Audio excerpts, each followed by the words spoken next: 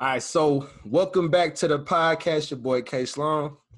Sitting here, my dude, Jay Jones. It's another one, brother.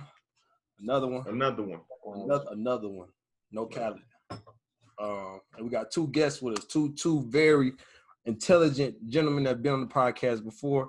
Look at the camera. Look at the camera. I swear they both intelligent. I swear. I was getting my notes. I'm sorry. You can edit that part out. But I'll let them introduce themselves. We'll start with you, Nate. Go ahead and introduce yourself, brother. What's up, y'all? Nate Golden. How y'all doing, man? That's it. Man, in a few words. That's it. What else? Mr. Leon Mills. Brother Deacon Mills. Brother. Talk He to mad now. us. Look, you like no. You look green. Well, you dark. You trying to make us look light skin? It ain't working, brother. Bruh. You got one of the little ring lights? Is that what you got going right there? Introduce yourself, please, and stop being DeMarcus. I was trying to get more light. Why? You good, bruh. You good. Yeah. You just darker than everybody, brother. Why is this the background you picked, Mark? You got the whole kitchen behind.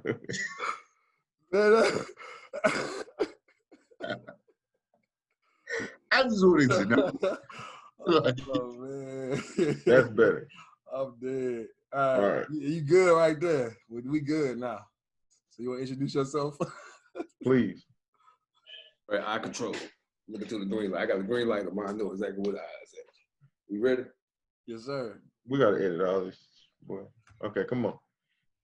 What we doing? Introduction. Oh, DeMarcus English, that's known as Mr. Lift and Go. Just an uneducated man that self-educated himself, trying to educate somebody else and get some more education. No doubt. And man, we got a special show. You know, we're gonna touch on a couple of topics that may be a little thought-provoking. You know, so I think we should go ahead and start out with the cap or no cap. You know what I'm saying? So I'm gonna go ahead. You doing it. I'm gonna go ahead and take that real quick. So, man, a couple episodes I was talking about my situation where I had hit a deer, and that was you know, that was a little weird situation. So, okay, this is the situation this time. I was driving to El Paso from Killeen like 2 weeks ago, actually, 2 weeks ago, and you know, it was about 2 a.m. I was driving, you know, when you drive late at night, I don't know if y'all do it normally, but when I drive late at night, you know, I try to get my energy drink, you know, I try to make sure I'm awake. You shouldn't do it. But sometimes you got to do what you got to do. So this time I hit a wild hog. It was a baby wild hog. Tore my whole bumper up, right? Then when I hit the hog, the bumper fell off. I drove the bumper dragging off the car all the way to El Paso, and right now the car's in the shop. So what y'all think, is that cap or no cap? What y'all? I'm putting my cap on, brother. Cap you ain't driving no bumper. Nah, yeah, not straight to bumper. Somebody gonna stop you on that one, bro. So you calling cap on that one, Nate? Gotta call cap on that one. I ain't gonna call cap on the hog, but you should at least took the bumper off for me. What you thinking, Mr. Lift and Go?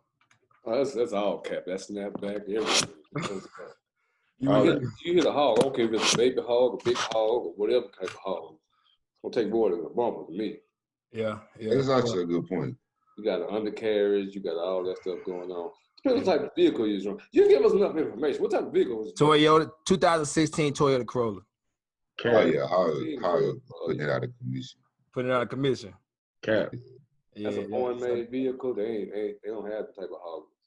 That's a very deep analysis y'all got there, but that's a very true story. Like I definitely drove my Toyota Corolla 2016 all the way to El Paso, bumper dragging. So it was holding on by a hog? wire, probably like a little piece of a plastic. You know what I'm saying? Of just The front bumper or the rear bumper? Front. Mm-hmm. Man, you ain't hit no hog. You hit a armadillo. Dude, no, man. I'm telling you, it tore my whole front up, like it was like destroyed. Did you see the hog? How big was the hog? The hog was, I would You say, hit a raccoon. nah, bro. I hit a hog. There were 3 of them. There was a mama. I seen a mama and then 2 babies. And at the last minute, and I was like, what is do? And I was like, oh, okay. That's why I hit. Why you always hitting something? Man, them back roads. That is Do not definitely the drive. noise it makes when you rip something over. Kerry So, would eat what Nate got on his face and some more light. I do. You're right. I do. And I need to stop driving at night. I need to stop driving at night. That's a bad habit I got. That's a bad habit I got. Man. Well, you got it. That's the first cap or no cap. He can't see. All right. I had to go ahead and put that out there. So go ahead, Jay Jones. You take it from here. All right. First topic of the day. Morals or money? Which is necessary to survive? So Marcus, I want you to go ahead and start it. Marcus, I want you to start this. I don't know why. You switched it up on me the last time you had. Okay, you said morals versus money. Money. Which one is necessary to survive? This is straight off the dome. Just how I feel about it. Be straddling the fence a little bit, but I believe that morals outweigh the value of money when it comes to survival, because you can survive without money. I know everybody gonna be like, that's not possible, but clearly is, because we were doing it before money was even introduced. But you can survive without money. But I think if your morals get too out of whack, or you just live with your morals, are you really surviving? Or you just on earth living? Like, I don't, what type of lifestyle is that? And I think my thing is morals, not having morals mean that you would do a lot of stuff that probably could get you hurt or even maybe killed. That's the thing with me with morals. Like if you don't have morals, if you don't care how you moving, you might, run into somebody's house. You might steal somebody, just do anything. So I think morals, like you said, are more important, because people with morals usually gravitate towards the right people. Mm-hmm. And even if, like you said, they don't have a lot of money, just being around the right people helps you survive, in my eyes. I mean, we've all seen like those shows. I can't tell you names. Survivor and stuff. Like, particular shows where you literally, I mean, you live off the land, you got your morals, not to do over here. Even when it comes to animals, like, you got things that you will and will not do, and whatever, but they help you to survive to the next day. So, what are your core morals though for everybody? Like, if you could just list out the top 5 core morals that you have, like, what are they? I would think when you're talking about core morals, I'm thinking like the Bible. I'm thinking about like commandments. You know what I'm saying? I'm thinking about stuff like that would, like, be stuff that I kind of always refer back to, for me, morally. And then when you think about it as well, you say survive. You don't really need you don't need either to survive. I don't think. I think you could survive without having morals, and you could survive without having money. But I think that is on the moral side, that's how you get your purpose. You know what I'm saying? Like, you will not get to your life's purpose. Your life, in the grand scheme of things, won't matter if you don't have those morals. If you don't know where you're going, you don't have a roadmap. I think that's what morals provides you. You know what I'm saying? The money, you can get lost with, like, some people that are making a lot of money and are surviving, but their morals are jacked up, so they never even get on the path they're supposed to be on. You know what I'm saying? You making 6 figures, you making 7 figures, but you're not on your life's purpose path. So it's really a waste. When you gone, all you leave is your family with money, you know what I'm saying? But they don't know what to do with it because you never had no purpose in, you know what I'm saying? You had no type of reason for making this money. They just take it, spend it all when you dead, and then what do you have left? What's left of you? You know what I'm saying? That's kind of what it made me think of. And is survival, like, being here after you gone, like, is that part of survival? Like, after I leave this earth, being people saying, hey, that Jerell guy was this, that Jerell guy, I mean, is that? That's what I was going to say. It's a question of definition, really. Like, right. Everything y'all saying is right, but you have to define what you really mean, because no, either one of them can be the answer to survival. Well, survival versus living is what we're talking about, right? Are we talking about you not actually dying, you finding shelter and food, or you having a successful life, you building connections with people, you doing things like that, right? So on actual animal instinct based survival, I would say that it's however you want to look at it, really. You know, it doesn't matter because your morals can take you a long way. Like we were saying, it's kind of the community aspect of being around good people. It's a we'll take care of each other kind of mindset. That's one more. But the person who's willing to go above and beyond to kill and steal or whatever it is, right? Because they have less of a moral compass, they might survive longer in the wild, right? So when we get into talking about we've civilized humanity, well, we can say that money plays a bigger role over your morals because you may not want to consider living on the street as a homeless person surviving, right? That may just barely be getting by. You want to live in a nice home or whatever, so it's about a certain amount of money. But all of that aside, we're talking about building a life. We're talking about how you are as a person. It's about your morals. Because like what you said, one, it can get you screwed up out here. You run up doing the wrong thing on somebody, you might lose your life. But your morals is how you're going to function in life. So it's going to be the people that you're around, the things that you do, the legacy that you leave behind. I think that's the better wording of it. I think the better wording is what contributes more to your legacy. I'm not trying to change the question, but what contributes more to your legacy? Right. The monetary gain that you make in life or the morals that you exhibit in life? Mm. Yeah. Well, I mean, it depends on who you ask, because do we really know of the morals of a lot of these foundations of old people, you know, who has their name on something? We know that they had a lot of money, and we know that they left this foundation with their name on it. So That's true. That's actually really true. I mean, look at all of the slave owners statues getting torn down right now. We know technically what their morals were. They were slave owners, right? But they had a lot of money. They donated to these institutions, whatever they did, you get a statue put up. So And during I that don't think, time, go ahead. well, I don't think you put up a statue to say, man, he was like the dopest slave owner. He just gave a really big donation, right? Right. Right. And I think that the money part, when you're talking about like, you know, what's necessary to survive, I think you need money in our society. You know what I'm saying? Like we live in a capitalistic, you know, situation. Like you need money. Like you have to have money, but it's what you're doing with the money, which ties in with the morals. That I guess when you're talking about surviving and in a sense of a legacy form, DeMarcus, like you saying, you know, using that money and your morals together is when beautiful things happen. You know what I'm saying? Like you got morals and you know where you're coming from and you're not evil hearted.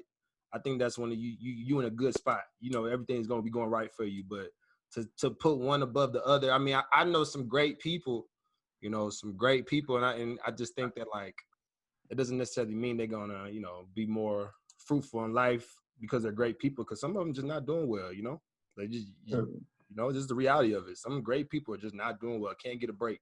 You know, they on welfare. They, you know, literally like day to day, they trying to figure out, you know, what's gonna be the next meal or whatever, you know. And I just one of those things, man. It just depends on what your definitions are. Like you said, Nate.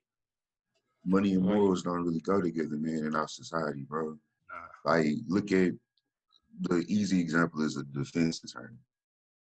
You come to me and tell me it wasn't actually a hog that I hit. It was a person, bro. Right.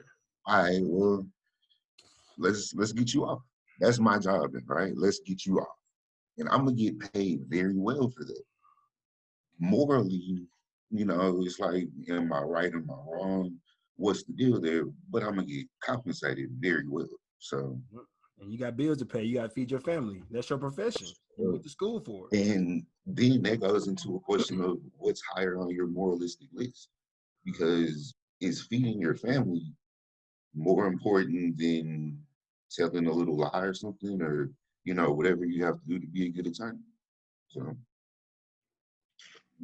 Yeah, that's nice. Good conversation right there. Turned it to one. Uncle was a good attorney, and he always told the truth. The glove doesn't fit. You You must. must have quit, brother. I'm bad he said that the way he just looked at us like. All right. The next thing we're gonna talk about is does religion do more harm than good? Now this is gonna take us the rest of the hour, but go ahead. I'm cool with that. Go ahead. You go ahead. I'll Me? go ahead. I want to go. You go ahead. I think religion can sometimes, yes, do a little bit of damage when it comes to the, I guess the cult-like type of idea that some groups may try to take on with it. You know what I'm saying? It's like, just because you follow this doesn't mean that everybody else has to follow this. You know what I'm saying? Like it's everybody has their own understanding of faith. You know what I'm saying? Everybody has their own ideals. They grew up in different situations. It's not fair, I think, to sit there and, judge or try to, degrade other people for not going to church as much as you or not doing what you do in your practices. I think that's working backwards when you're talking about being somebody in a spiritual place. You know what I'm saying? Like, I think that's where the harm is done, in my personal opinion.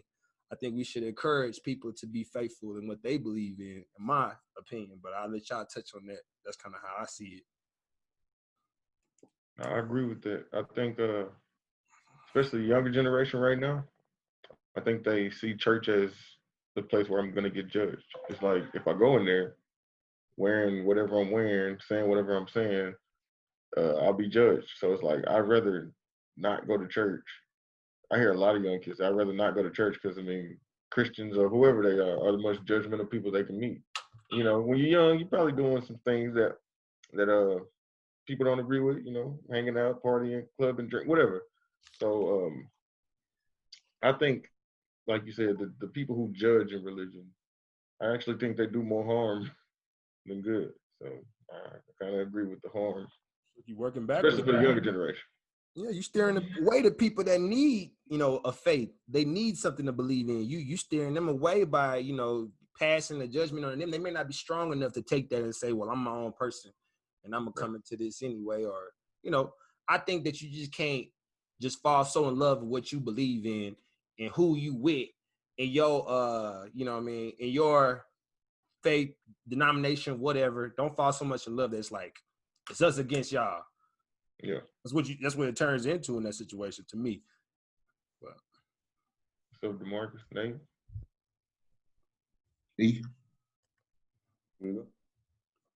To me, I would say it's honestly balanced. I would say 50-50. Because all of the reasons that y'all just cited for it being negative, for sure. Let's go historically. Let's look at religious wars. Let's look at religious persecution. Let's look at the slavery, instance, use of the Bible, things like that. Let's go to the Middle East, look at how women are treated. Mm-hmm. Right? On the negative side. The negative is very easy to talk about, and we have to address that as to why we have to kind of reconsider some religions and do some things differently when we're approaching these things, I would say. Because like you're saying, let's uplift people, let's bring people in and kind of use it to help people. That's what it's supposed to be about. Mm-hmm. Not everything that I just listed off, right? So the negative is easy, but I say it's balanced because of something my mom said to me. I remember, like, Jerell, what we went through in college, right? We started doing the discipleships, we're doing, Bible studies, different things like that. My personal story is I kind of moved away from the church after a while. Like, not that I don't believe in God or anything, but I started to reevaluate religion as a whole, organized religions, right? So for me, that was, Johnny, whatever you go through, there's nothing bad for me. I'm not going to say anything bad about it. But probably the hardest thing was dealing with my mom on it, getting her to understand like where I stood, right? her whole thing, what she told me, short story, I don't go to church because I believe in a religion. I go to church because of how it makes me feel. Mm-hmm. Yep. I was like, that's real. I got nothing to argue that with me. And so that's why I'm gonna call it balance, because of the actual personal results of religion. It's a lot of people you go talk to that tell you, hey man, I know what you're saying about this fact, this whatever historical you want to bring up, but when I go to church, I feel something. Right. When I pray, I feel something, right? I gotta respect that. I'm not gonna tell them that that's wrong, and that's not what I believe in. I don't believe that there is not a God. I believe we really just can't tell you that one book has the answer. That's my general stance on it, right? I respect it all, because more so going back to the historical context of religion, a lot of us have our religion that we were given as children because of just that we were given as children, and it's a geographical thing. We Black in the South. What kind of church we go to? Southern Baptist Church, right? That's what we all went to. We all have the same church stories because it's the same thing. I worked with a girl who was from Saudi Arabia. Completely different experience, because that was what she was getting, right? And we talked about it was a cool thing just being able to compare different religions like that. But harm versus good, the harm, like you said, people were being judged, persecution, whatever it is. The good, I don't think we can really say one outweighs either or, right? I think your personal belief, your personal experience can trump anything I can tell you. So, I will leave it at that. All right, DeMarcus, take the hour. I think I'm not even gonna say I think on this one. We mix and match and kind of stir up religion and religious, because religion is the belief in the deity or the morals or the guidelines of that religion. Being religious is the practice of the religion, or how you relate to that religion. If we, and I didn't have a whole bunch of time, but top 5 religions, I got Christianity, Islam, I have to look down, Buddhism, Hinduism, and Sikhism. Sikhism, yes. Top 5 religions. Now, 3 of those, like Nate was saying, geographically, or have an Indian origin, which is Hinduism, Buddhism, Sikhism. But if you start, and just for the little time that I was looking into, you start looking into all these religions, man, a lot of people will be surprised at similarities in our religious beliefs. It's just that our practice of the religion that we relate to wants to tell us, not all of us, some of us that, I'm right, you're wrong. Again, that's where the judgment and all kind of the negative and the harm that comes into it. Because if you start looking at these religions, they never tell you to like literally hurt anybody. I got Sikhism right in front of me, and some of their beliefs is God has no end. He is the beginning and the end, and we all are connected to God in some way.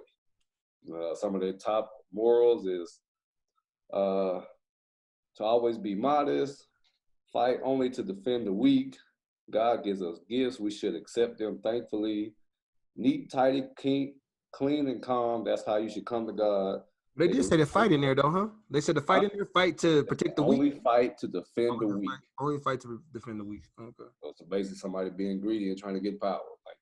But their religion tells them if it gets to that point, fight to defend the weak. Mm-hmm. And they accept Jesus as a divine messenger. You'd be surprised how many religions, like Christianity and Islam, combat a lot. Yeah. But I have cousins that believe in the Islamic faith. They read the Bible. They literally read the Bible. Actually, I think they do read the Bible, though. They do. Oh, they read both. They do read the Bible. I'm telling you. It's just about which book is higher for them. Yeah, I have a cousin that probably knows more about the Bible than your average Christian. Yeah. Because it's a daily thing. But I think that's where the harm comes in, is when we put our own interpretations and I always seem have to, people love lists. We always want to put something first, second, third, fourth, and last. But we literally do some of the same things in each religion. Like if you want to talk down on, I'm not even gonna say Islam because Christians usually combat with that. But if you want to talk down on, what's the ones that people believe is reincarnation, which is a total lie. They don't believe in reincarnation. Buddhists. You don't believe, Demarcus? I'm gonna call you and tell you about reincarnation. We gonna talk about this. But hey, a lot of people attach Buddhism to reincarnation. They don't believe in reincarnation. They believe in. They believe. I thought you were saying you don't believe it. They believe in the cycle of He's like, I'm a rebirth, but reincarnation, we know you born as another animal or deity or something like that. Like they don't believe in it. They believe in cycle of death and birth. Like you're gonna keep living until you get this right. I feel like it ties back though, like you said, what is real to you? Like what pulls your emotion out of your heart? Because that's what these religions do for followers of the religion. Like they create that emotional attachment, and it moves you. People talk about those testimonies, you know what I'm saying? They have those testimonials of when they saw, Allah work in their life, when they saw God work in their life, those are the good things about religion. Like you're saying, those are the things that are like where it's beneficial, because now these people have these aha moments, you know what I'm saying? And they change their life, to turn it around, and it's like, because of the religion there. But when you change your life and you are born again, and then now you start to judge people that aren't on your walk, then now that's when it starts to become, that Going off of what you saying there and what DeMarcus was saying, the issue, in my opinion, is very simple, as it always is. People as a whole are stupid, bro. How stupid do you actually have to be to sit here and be like, hey, I got the perfect description of God for you, bro. Like, this is what it is. You need to believe in me, homie, because I'm telling you what it is. How dumb do you have to be to say that? And two, how stupid am I to believe you? To really think that you have the actual truth behind something that powerful that we don't understand, bro. We don't understand it, right? So what religions are is an attempt at us trying to figure it out. And we try to rationalize, but that's why, like what you're saying, DeMarcus, it all is kind of the same, because we rationalize the same way. People are all pretty stupid. We're all not that far apart on the intellectual way, right? We have a limited form of capacity of thinking. So whatever we can process about what we saw, whether this is going back to, giving every different season of God, and, the wind blew, so it was this God, and rain is from this. We can put different ideas to things. We can then separate it down and say, well, no, it's just one. We have a bunch of religions where it's just one God. We have polytheistic religions. And so we all have the same ideas as an attempt to explain what we don't get. Right. I think that's a big thing. That's just what Nate just touched on. That's just like religion and love is the two things that a lot of us can't explain, but we want to attain the idea of how to make it perfect instead of everybody forming their own relationship. Even in love, like you want to tell the next person how to love their partner, or they're not loving you right. But if that's how they do things, that's how they do things. Same thing in religion. Like he just said, like we don't necessarily have the answer, but to take your theology and say, oh, he's right, you're wrong. Like I don't see how we get to that spot, because bro, you just made the perfect example of it. To compare it to love like that, we literally have love language tests that people do to figure out how they like to be loved. And because people get love different ways, right? People pray different ways. People can, interact with God in different ways. And I think that's the difference. Like you were giving the difference between religion and religious. Let's shift it and say the difference between religion and spirituality, right? Which is a word I think is kind of getting thrown around a lot right now. It's a popping word. I'm spiritual. This, that. But cool, okay, practice your spirituality the way that you want to. If that means that you want to pray to Jesus, to Allah, to Krishna, to Buddha, to whoever you pray to, cool. If you want to go talk to trees in the woods, bro, I don't really care. Cool. However you feel connected to a higher power, that's not for me to judge, right? True.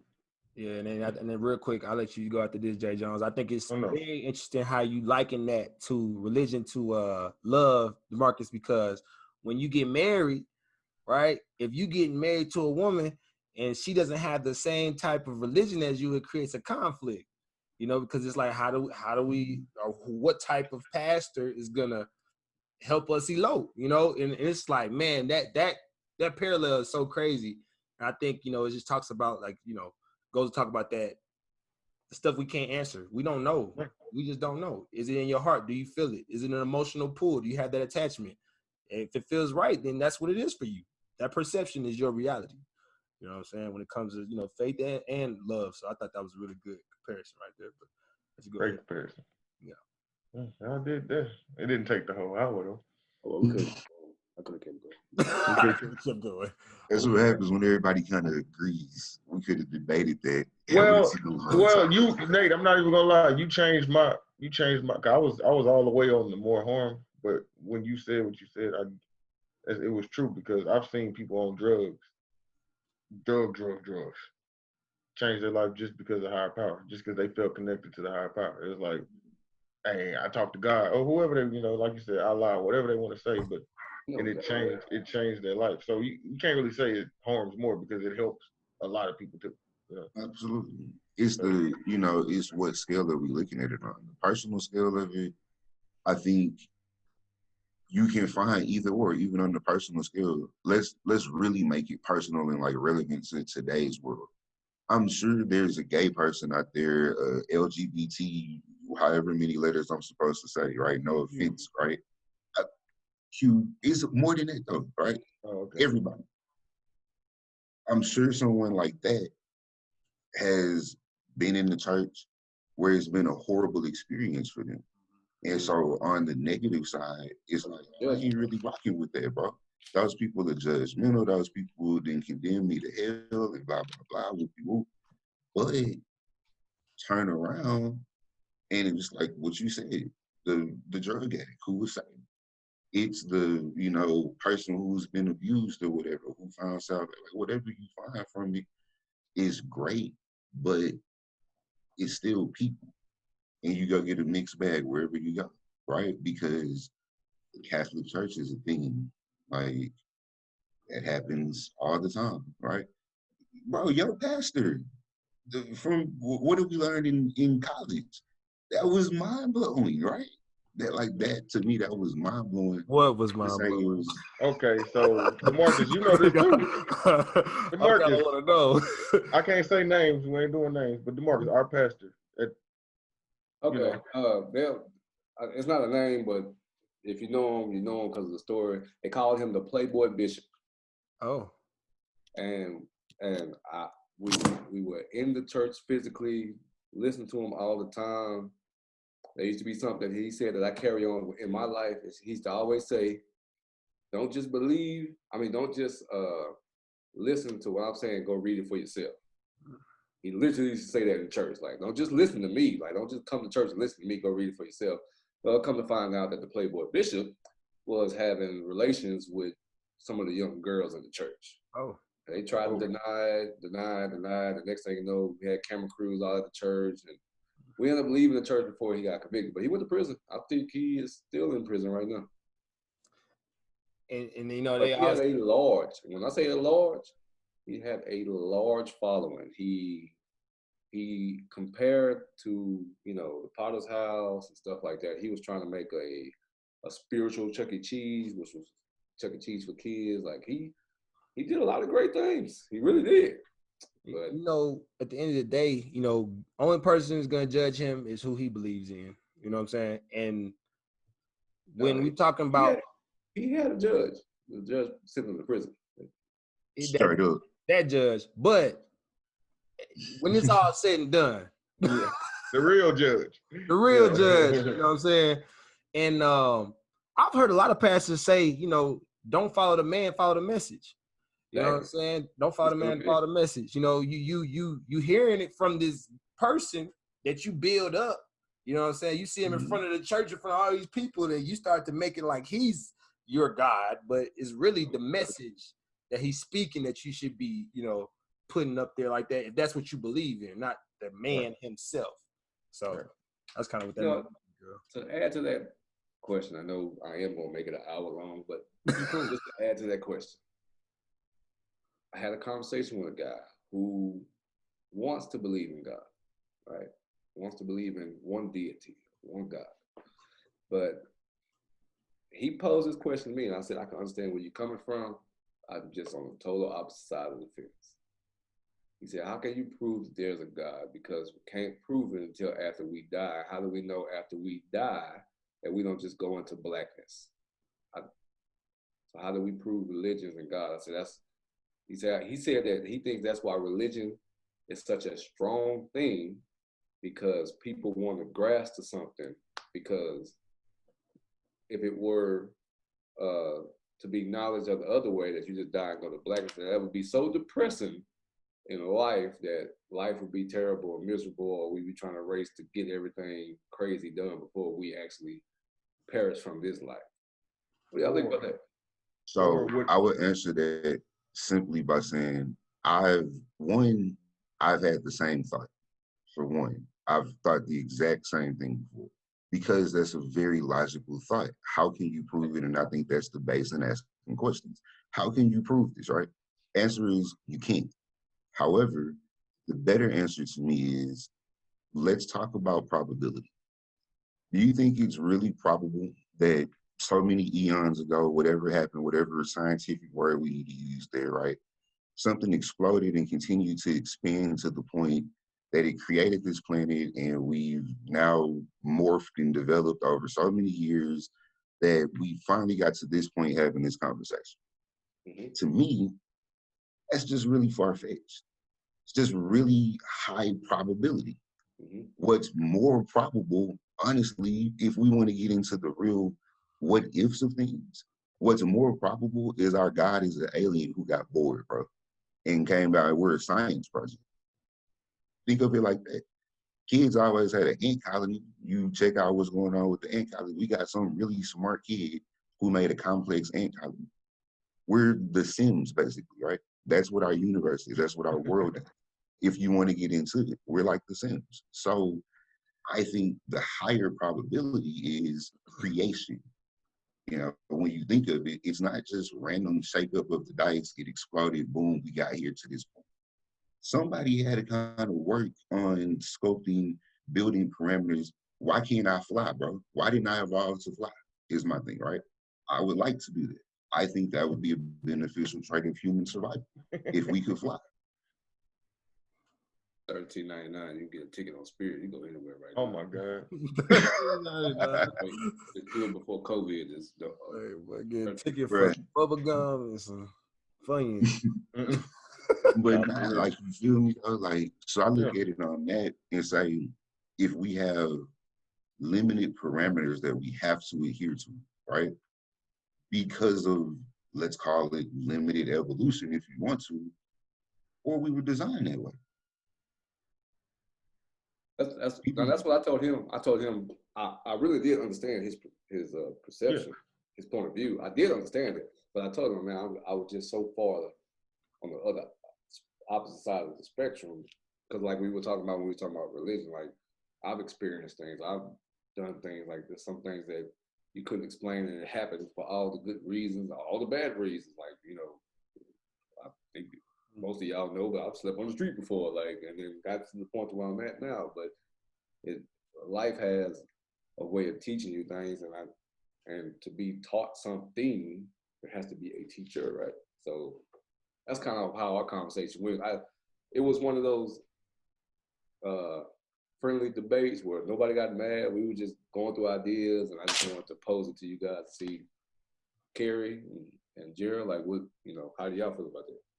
I think when you know where you coming from, you know what you believe in, you can have those debates.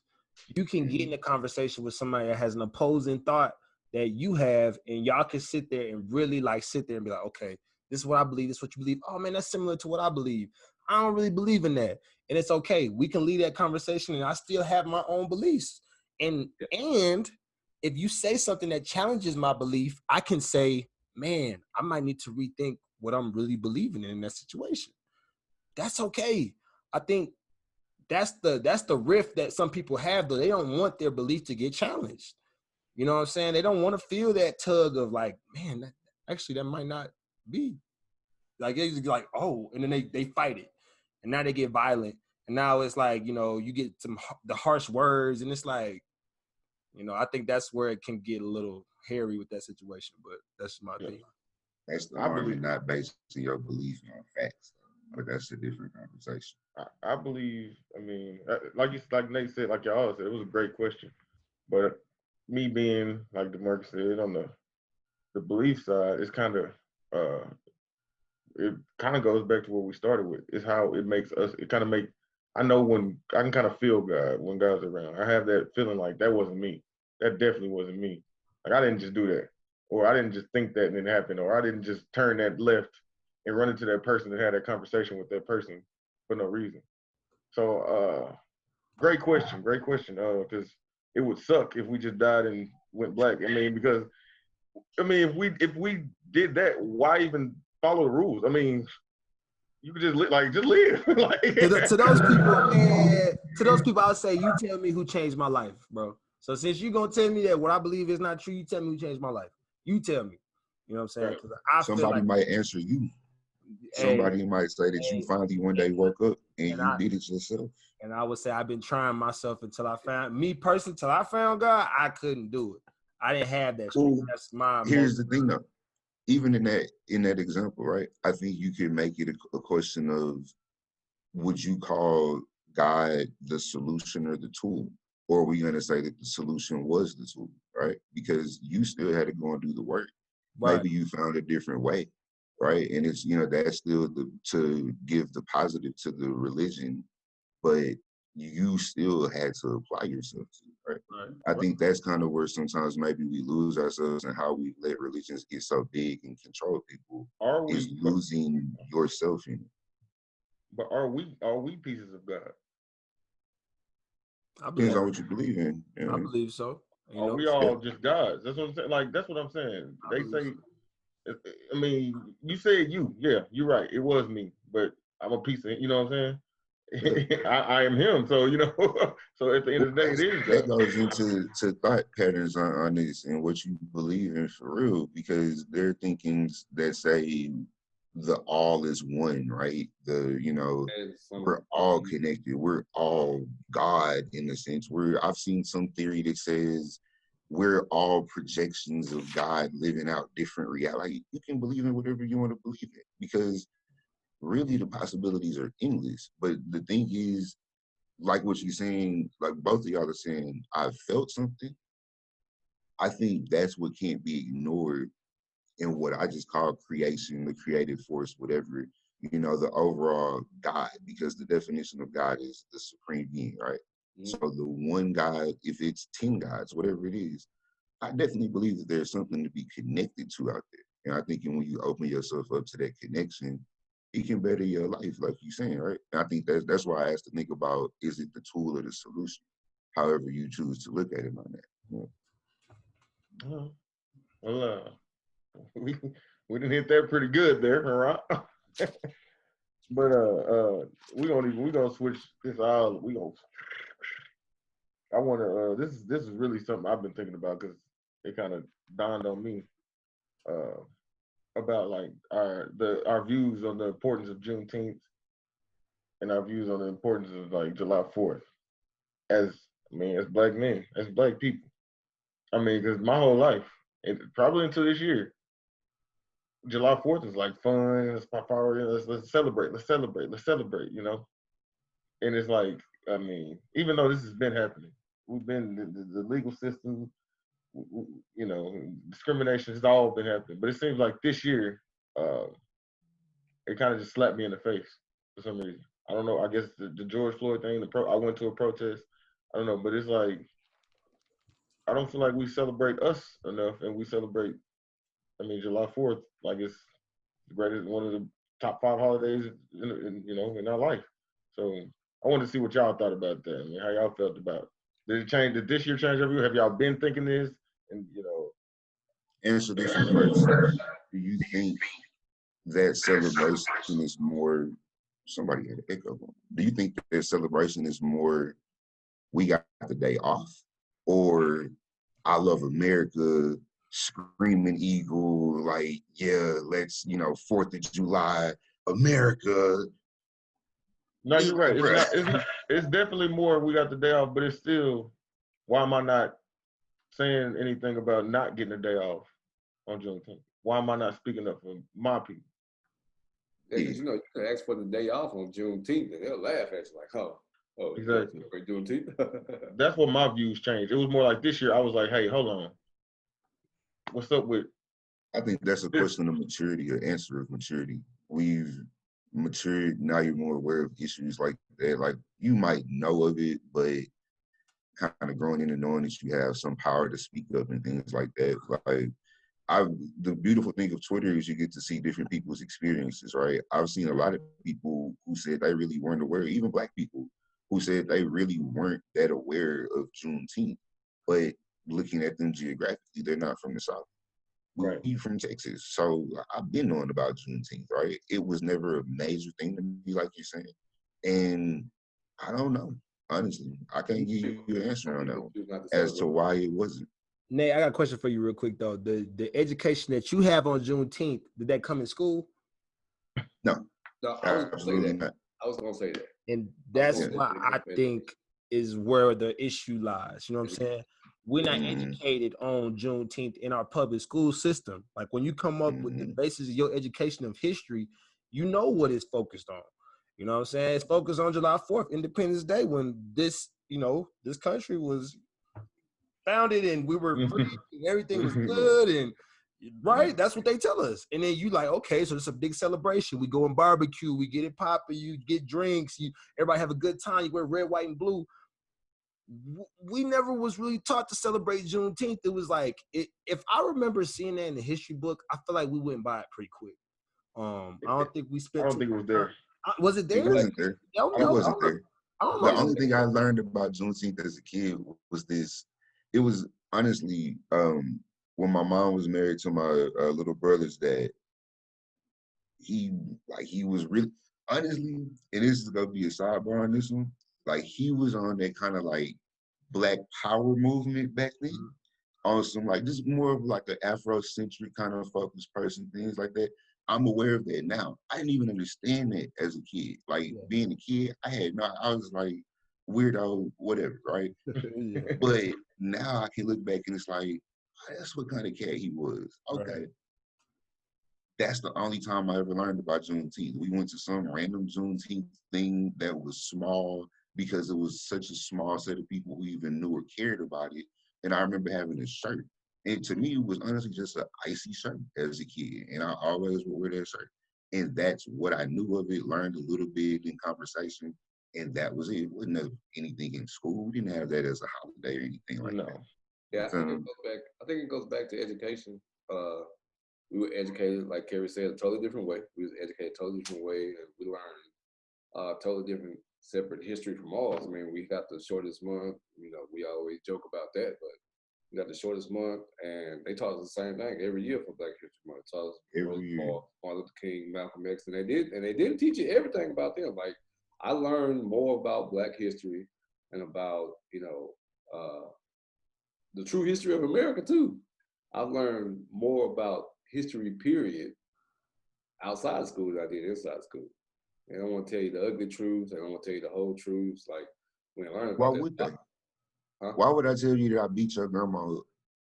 Oh yeah, exactly. I mean, even Juneteenth, like, some people even have a discrepancy against Juneteenth because it's like, why would I celebrate that? Like, you know what Juneteenth means? We have people that come to you like, do you even know what it means? Like, why would we celebrate that? Like, so it's it goes back to education. Education is one reason why it's such a major tool, especially in America, and it's a really large gap that we don't even realize that kind of keeps us from being, you know, self-sufficient, self-reliant, self-loving, and all things of self. Like we didn't even get taught about ourselves.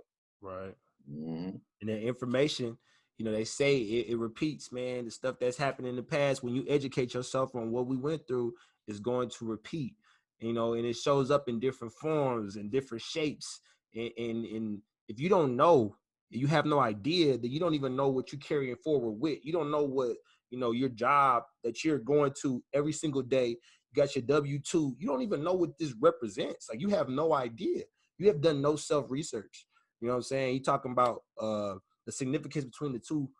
It's like, you know, I just think it's based on, bro, just the education part. You know, that's why we haven't gotten Juneteenth off. I think they passed the bill, though, correct me if I'm wrong, recently, to where it's supposed to be a A federal national holiday. holiday. National Supposed to be a holiday. holiday. Yeah. I don't know if we're gonna get. We'll see. But yeah, I saw that too. And you talking about not knowing what you're representing. Yeah. This part right here. I was reading about these college football players, who I'm really proud of, Yeah.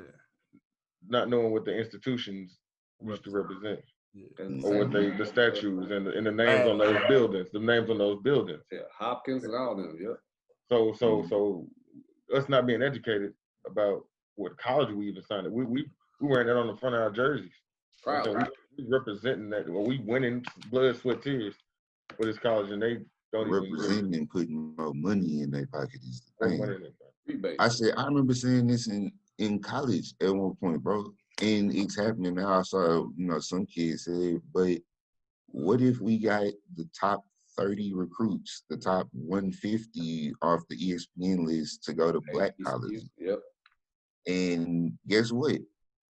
You might take those 2 stars. But when Alabama and LSU and Ohio State suck for 6 years, Something gonna change. something gonna change. Something gonna change. But yeah, like y'all saying on the education, man, I think, like I mentioned, you know, my step pops, and he didn't never like teach me anything like that, anything. I was a kid, you know, whatever. But I think it's really kind of important that us as a Black community address education, and not from the school system. I've been seeing people go around talking about, now let's have a class action suit against McGraw-Hill and Magruder and things like that, because of the faulty education that they've been giving people, which is, you know, that's solid. I support that. But my thing is, we know that education ain't right, but we also continuously turn people away who are at least trying to educate, right? That's my thing. Like, I think it's kind of funny where we are now, you know, with people being on more of a waking up, you know, to what we can do as Black people things. I think to what we've been seeing on Twitter when people call the hoteps, right? It's always a joke, right? And I'm by no way, you know, really affiliated with them, because I think everybody got some questionable beliefs, right? But those are the one group that come to my mind that have constantly tried to talk about improvement, talk about education through self-means, talk about self-bettering. And to me, it's crazy that it's like, bro, how do you shut that down? Like, how are you? I get it, you might not fully agree with this person. They might not be the coolest person, but how can you shut down a message like that? And I think this is a point that, you know, us as a Black community is really at, where we have to start listening to better alternatives. We have to start thinking of things outside of the box, right? And I'm kind of saying this, I know I'm jumping ahead, but I know one of our topics is about voting, right? And, you know, how we're going to vote. Think about that, bro. Think about that. Think about all your life that you've been told to vote as a Democrat. I know I have. That's what I've heard from my parents, from growing up, from even learning in school that the Democrats are Black people's friends. But look at it. Are they? Are they really? Right? So I Without think any we real really, knowledge, you have no background to back that up. You have nothing, and you just like, I'm gonna vote Democrat because they got us. because of what you was Don't even, told. don't even know who's on the ballot. Don't even I don't even know know who's on the No, ballot. you just And press blue. Democrat, who's Republican. press blue.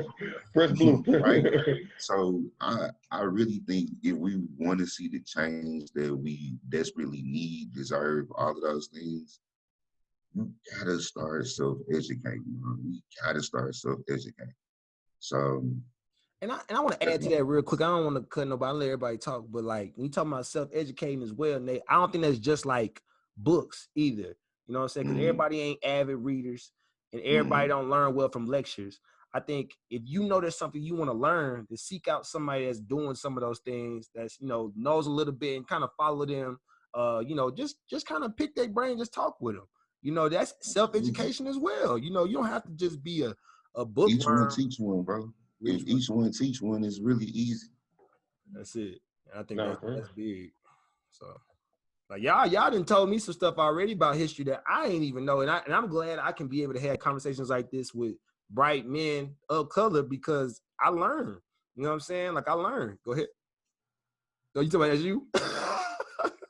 But no, I learned, bro, and it ain't about degrees. You know what I'm saying? Cats walk around here, you know what I'm saying, degreed up, have no idea about Juneteenth. Brothers, they don't know. You know what I'm saying? But the school, you really have to self-educate. I mean, you have to. Well, you got to understand that the like Nate was saying, that the education that's brought forth in our educational system is not about us. So it's not going to depict us in a way of any value because it's like, yeah, you know, they were here, they did that. But look at what we're trying to get you. And education, the traditional education teaches you to be a worker. It doesn't teach you to be a self-thinker. Bingo, bro. Look at how. Let's step back. Let's not say racism. Let's not say anything like that. Let's say we are the American dream, where all Americans were all equal for a second, right? Look at the American education system as a whole. Just look at it. My fiance has been an educator since we've been together. She was a second and third grade teacher, third and fourth, something like that, and now she's an 8th grade counselor. It sucks, bro. It's terrible. Not just hearing it from her coming home and complaining about work, talking to her coworkers, talking to them after they go to different district meetings. Now one of her closer friends has switched districts, and it still sucks. That's the crazy thing, right? We don't care about education as a whole. How do we call ourselves the best country in the world? When what I mean here is, how do white people say this is the best country in the world when you don't even care about being the smartest people in the world, bro? Because 95% of all decisions are based off of money here. Bingo. No, I read that. Like, especially in America, 95% of all decisions are based off money. The other 5% are out the bag there, Marcus. You let the cat out the bag. Why do we need education? We got money. We can punk. We can bully everybody. That's what it really is. We can run around with our and we'll bully everybody. We'll take over what we need to take over. We don't need to be smart. We just bully. We're gonna bully you. I'll pay the guys. Some of the smartest people in the world come from third world countries. They crazy. Like, it's crazy. But you know. But we need to just, you know, just continue, like you said though, man. Each one teach one. If you know something, you know what I'm saying, speak on it. And somebody gonna hear you. Somebody gonna hear you. It ain't necessarily that they're gonna agree with you. But you might open somebody's eyes, or, you know, like, I just think that the ignorance will hurt you more than anything else, man. You just don't know, then it's just like, it's almost like you can't get penalized because you don't know. You have no idea. You living in bliss. You just walking around like thinking it's all gravy when it ain't, bro. It ain't. So just. But it's bad when you choose that. When you choose that, that's different. It's one thing to be ignorant. Ignorance is innocent. It is. It truly is innocent. I can't expect you to know everything that I know. But if I try to tell you and you reject it for personal reasons, for not wanting to expand your mind, that's where the issue lies. And I think that's a human issue. I'm not going to label that on Black people, but I think because that's a human issue, Black people suffer from it as well. And that's the issue that's been preventing us from moving forward as well.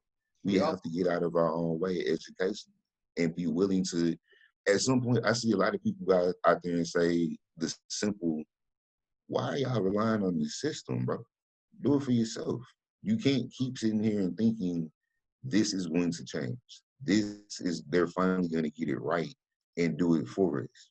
Do it for yourself. Create it. I think it's the simple point. We're also hoarders of knowledge, though. we've been taught to be hoarders of knowledge. Like, I know this. That's You ridiculous. know, everybody's heard this. Like, hey man, I got it. You got to get it for yourself. Or That's ridiculous. That's our culture. You know, that's our culture. That's what our culture is. A lot of the guys feel like if you learn it, you know, you're gonna be able to take it away from me. We don't understand stuff for everybody. I just saw somebody tweet that the other day, and they were tweeting it in reference to different generations and whatever they are now, the Gen Z, whoever's the youngest right now that has a voice. They're saying, a big difference that they see is exactly what you were saying. They're not hoarders of knowledge. They will openly put you on game about something. There was a video of a girl, showing small business owners a hack on printing something, right? But it was like they will openly share this knowledge to try to benefit everybody else, not to look at it as a full-out competition and a competitive advantage, I guess. But you know what, Nate? Oh, my bad. Go ahead, DeMarcus. No, I was going to keep your thought, but I was going to say, Nate, they print money, man. They make it every day. We keep talking about we hoarders of knowledge, so that thinking that, we want to keep our piece of the pie. They're making a pie every day. Every day. Every day. Ain't gonna ever run out. It ain't real. We just printed up how many billions of dollars, and we already was in the whole 13 plus trillion. It ain't real. It was like, I'm sorry, it wasn't billions. It was like, what, 2.3 more trillion? Hit the button. Hit the button. Hit it again. That's it. Like, it ain't nothing. It's nothing, bro. But now, what I was going to say is you talking about this generation, being more open to sharing the information, because back before the social media age, everybody got information. How? You know what I'm saying? Like, you had your groups, right? You shared the information within your group. And if you didn't want to share it with the group outside of y'all, you didn't have to. You know what I'm saying? But now you can literally monetize your knowledge on this. You feel me? You could get on here, get on Instagram, start your little story, get to going, put a little title on it, and now you teaching people how to start a small business. And now you can monetize it. And it's actually, that's what's popping now. Like, that's TikTok. You know what I'm saying? A little quick. You know what I'm saying? Something to get that message out. You gave the knowledge out. Now people are capitalizing from it. They liking it. You know what I'm saying? You gaining fame. I don't know if these people are just, rolling in dough like that or nothing like, but money ain't real. No, they are. They are. DeMarcus, you remember that kid? That kid under 30 is such a high astronomical number that the Forbes don't even want to print it. They get paid for this videos. Yeah, I'm sure they do, but it's just like, bro, that's our new day and age. Social media has definitely turned that up, though, as far as giving out that knowledge real quick, which is why I think you have a different dynamic now, but I think that also helps with the self-education too. You can self-educate yourself online a lot easier. You can go through and follow some activists or whoever that kind of will give you a different spin on things. So I think that it's a tool, but I think that's probably, even for me, like I said earlier, how it was about the Juneteenth and July 4th, seeing other people's perspectives kind of like you said, Kerry, kind of slapped me in the face, like, you're right, I need to be speaking up for my people. I mean, like I said, I wasn't America. It was basically what they saying, I'm off work, let's do some podcasts, let's have some fun. But I wasn't speaking up for mine either. It was kind of like, you crazy. It's kind of just like, this a while ago, bro. You just made me think of it again, what you said about getting slapped in the face with that kind of an opinion. That's the best and the worst thing about living in America. We can be so comfortably blind to like crazy stuff that's going on around us because I just spent 10 hours at work and then I spent an hour in traffic and I just want to get to the crib and kick it. The game on, I'm finna watch the Lakers, I'm finna, whatever, and then I'm gonna go to sleep because I gotta do it all over again tomorrow anyways, right? When you get into those kind of patterns in your life, it's just this continual cycle of the same thing, and you're not actively engaged in those kind of thought patterns, and you're not thinking about this stuff. You're not thinking about it. It's just that simple. You're not thinking about, I can't tell you before all of this happened with the George Floyd and, people being more active about voicing these things right now.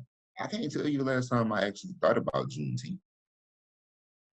I know it's a thing, but it's like, I didn't care because it's not something.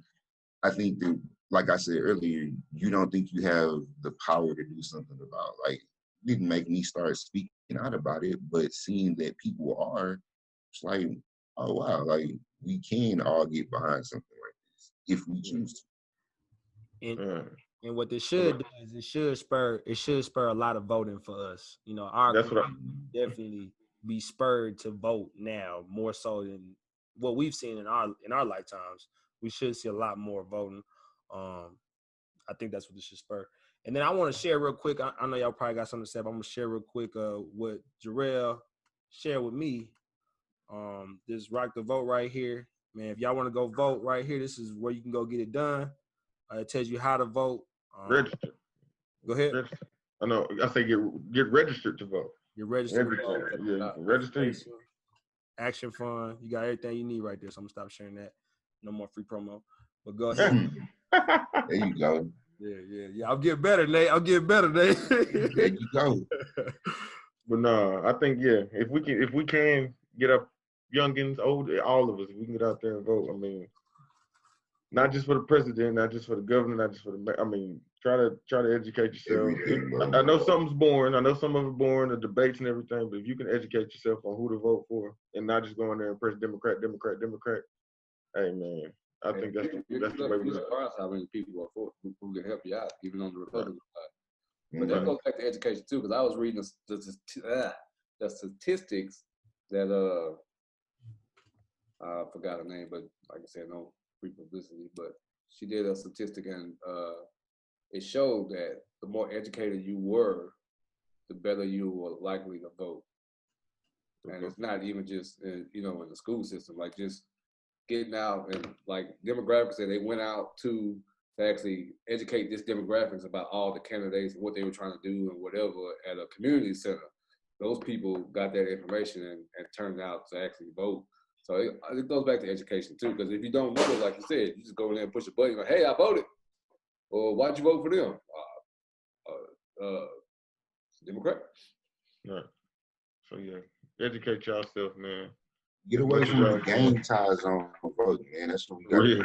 Not a gang competition, bro. This is not Bloods versus Crips. Nope. Democrats versus Republicans. It's supposed to be America, right? Like that. The crazy thing is, we have all of these ideals about what it's supposed to be, and the ideals are not wrong. It's the people in the application, right? That's really the screwed up part. So if we actually try to use the ideals the right way, it would probably really be the best place on earth and all of the things that we say. But we're not doing that. We got to get to that. But the education is the key. We can't just keep doing the same stuff. You have to educate yourself on every level. But the education and the voting is one part. I say we have to really start holding these people accountable. We have to hold elected officials more accountable. People are doing stupid things with money that should be used for public benefit. People are doing things that harm the public. And, the thing about voting, at the end of the day, like you said, Jerell, it might be boring. Bro, it's your life. I guess, like, at the end of the day, this is really stuff that affect your life, right? And I can say that I'm guilty of not always voting myself, right? I never was really like that. I ain't gonna lie to you. I'm not gonna hold you and say I didn't vote it every year since I've been 18. However, I can now tell you, I believe it's really important if we do it the right way and we hold that accountability after we vote. So literally, because guess what? If this is the four of us, right? And we say we going business meeting, but we choosing Kerry to go talk. We just elected Kerry as our representative now. And whatever Kerry goes and says, we have to hold him accountable for that. It's that simple. Yep. So y'all, like we all. I mean, we all like Nate said. I ain't been to the polls every time, but this time now, y'all, we gotta make a change. Information change the situation. You know what I'm saying? They say that information change the situation. If we know, then we gotta act on that. Acting on that creates the execution, man. We can't just be talking about it. We gotta go out here and actually do it. We got to create an action plan. The way that we get that done is like Nate said, the education, the self-education, knowing what you're doing, why you voting for this person, what's gonna come of that person being a leader for us, and then execute, man. So that's what we got to be about. But we've been on here for Go quite a. Go ahead. I was just saying, go to the right pose because I had a friend tell me he go to the pose every Saturday, but that's not the right one. Whoa. We've been on here for a minute. Look at his face. Mr. Lift and Go. Nah, we finna get up out of here though. Marcus tripping. Nate, Still looking like this. appreciate the wisdom. Marcus, appreciate the wisdom. You wild, bro. Jay Jones, as always, brother, appreciate that. Hey, we going strong. We're gonna have y'all back for sure. And man, y'all got anything to Brought say? to you by Black and Decker. Hey, now you doing it now. And essential element candles. I just want to make sure y'all see that label. Well, we can't see none of that. That Shout, light. shout your boy out. Well, it's too much like, oh, shout out to Lowe's Home Improvement for these Get beautiful off. lights. The illumination. Next We time. endorse stuff. Go see me and Mr. Lift to Go on YouTube. Oh, for real. Great space. Hey, real Crazy. talk though. You won't be upset. You won't be upset. He's funny. It's some high quality entertainment. But all right, brothers, we out. So y'all be cool.